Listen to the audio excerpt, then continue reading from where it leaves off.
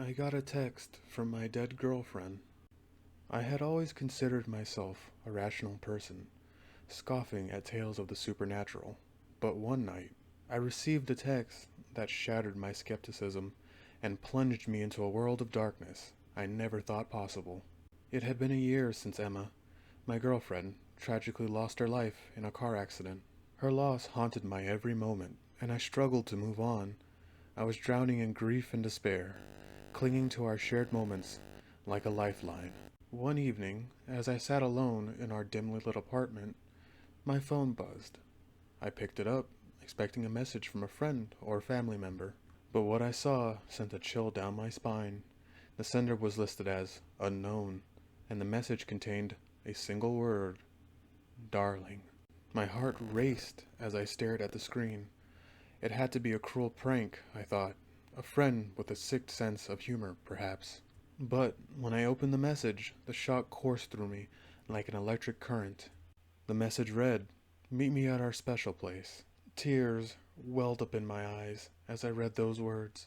Our special place was a secluded spot in the nearby woods, where we used to spend hours talking, laughing, and dreaming about our future together. It was our sanctuary, a place filled with memories of our love. I hesitated, my mind a whirlwind of emotions. It couldn't be Emma. She was gone. But the message was unmistakable. With trembling hands, I grabbed my jacket and car keys, and I drove to the woods. The night was cold and moonless, the forest shrouded in darkness. The only light came through a dim glow of my phone, guiding me to our spot. As I approached, the memories flooded back, our laughter, our whispers of love, the way she playfully teased me. But when I reached the clearing, there was no one there, just the rustling of leaves in the wind and the distant hoot of an owl. My heart sank, and I felt a sense of crushing loss. Then my phone buzzed again, another message from unknown. It read, "You left me alone." Dread consumed me as I typed a reply. "Emma? Is that you?" The response was almost immediate. "I never left. I'm always with you." Tears streamed down my face as I stared at the screen. It couldn't be true, could it? Was Emma really communicating with me from beyond the grave? But doubt gnawed at me. This couldn't be her. The messages continued, each one more unsettling than the last. She spoke of our most intimate moments, things only Emma and I would know. She described our future together in a vivid detail, our future that could never be. As the night wore on, I felt like I was losing my grip on reality. The text messages grew darker, filled with anger and accusations. Emma blamed me for her death, for not being there to save her. My heart ached with guilt and despair. I begged for her forgiveness, for her to reveal herself, but the messages only grew more sinister. She spoke of death, of love that transcended boundaries between life and the afterlife. Terrified and broken, I fled the woods, leaving behind the ghostly messages and the memory of our love. But the texts didn't stop. They followed me home, tormenting me day and night, a restless reminder of the love that could never die. I tried to block the number, to escape the relentless onslaught of messages, but they always found a way through. Emma's presence, or whatever it was, clung to me like a malevolent shadow, driving me to the brink of madness. In the end, I couldn't take it anymore.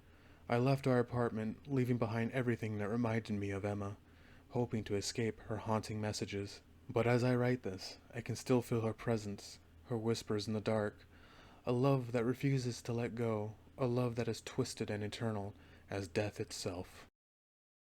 This story was when I was younger and braver, and kinda did stupid stuff without thinking. It was a wild ride, and it's all true. I used to work at a pizza shop down the street from 2 p.m. until they closed. Usually, I didn't get off until 11 or so at night. I had a car, but it was close enough to walk, so I did most days to save gas. This particular night, I was doing my usual thing, jamming to one of my playlists, tired but happy to have a good job, and just generally happy with the way life was going. Up ahead, about a block from my place, I see an attractive guy in dark clothing, walking, but not with a purpose really. He was taller than me, maybe 5'10", maybe 6 feet or so. He had shaggy brown hair. The closer I got to him, the more I can tell he was really good looking. Like, even in the dark of night, I was starting to get excited. His features kind of escape me now, but I do remember his hair and his thick eyebrows. I took an earbud out. Because I'm from a dangerous city and never really cared about stranger danger, I decided to talk to him, maybe even flirt a little bit. How is your late night going? It's good, just looking to get drunk. Oh, that I can help with. I've got a minibar at my place. I live just down the street. That was not verbatim how the conversation went. During the walk back to my place, I caught no red flags from this guy. He seemed totally normal, and I was honestly thinking, wow, just through sheer luck I meet a super hunky guy, and he seems cool and fun. I was beside myself, really. So, we get to my apartment on the second floor. I jump into host mode and offer him to have a seat and make himself comfortable. The apartment is about 640 square feet, so it's very small, except for the bathroom. You can see the rest of the apartment from any area. I head into the kitchen, and while I'm pouring drinks, I glance back over at him. It was then that I noticed the first red flag. As I was asking him questions, he's more delayed with his answers, especially more so than he was just on our walk there. It was just odd to me. I go back over to the couch, pass him his drink, and sit next to him. So, what do you do for work? I asked. Oh, I'm not here for intercourse. He put his drink down on the table. What do you mean? I'm not after intercourse either. He stands up. What you got? He asked me. His nice guy vernacular and friendly face are now gone. I'm having a hard time processing what he means by this. I said, what you got? The second I stand up, he pushes me back. I fly across the room, hitting the floor, but not hard enough to pass out or anything. I get right back up, but he's already grabbed my laptop and my work bag.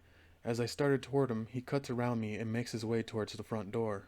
I'm right behind him when he makes it outside. I manage to grab a hold of him and we tussle again in front of the door.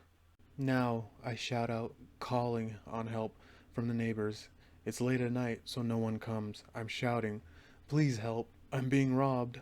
The thing is, he has my laptop. It's not just any laptop. I hate to admit it, but my entire life was on that laptop at the time. Important photos that I did not have backed up, thousands of dollars of music programs, video game programming stuff for development team I helped, really expensive software, etc. It was, in my mind, irreplaceable. I gave chase down the stairs, across the dog walk park, and I started to gain on him. We tussled again, and the only thing I can focus on is my laptop. I knew that I had to, at any cost, get my laptop back. That was absolutely all I cared about. I somehow get a grip on my laptop. I tug at it again, and I guess he decides it's not worth all of the struggle. He gets up and starts taking off again. I now realize he still has my work bag. It has my cell phone and wallet with my license, debit card, AAA card, etc. in it. I take off towards him again, and this time he shouts back at me, "Follow me and I'll stab you again." This makes me stop in my tracks, and he gets away. Underneath a street lamp along the sidewalk, I immediately inspect myself. Was I stabbed? No way. There was no way.